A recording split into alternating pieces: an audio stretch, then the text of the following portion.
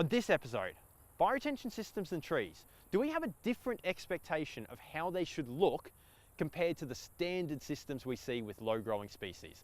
And does that mean maintenance is easier?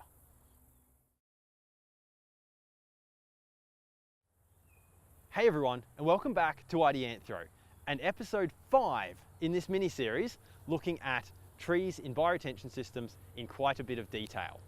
Now, in episode 1 of this mini-series, I talked about the reasons that I am a fan of trees in bioretention, particularly these kind of precinct scale bioretention systems, like the Hoyland Street system that we are at today. There was something I meant to say in that video that I didn't, which we're going to pick up today. And that was this. Another reason why I think that trees in bioretention systems can help with maintenance is that I think that they change the way we perceive the system.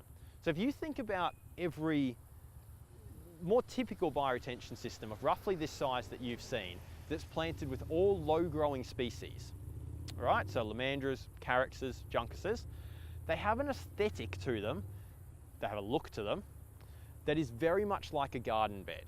And I think based on the way we maintain our urban environments, when we see that, we expect it to look like a garden bed, which is to say we expect it to have no weeds in it and to be relatively quite attractive.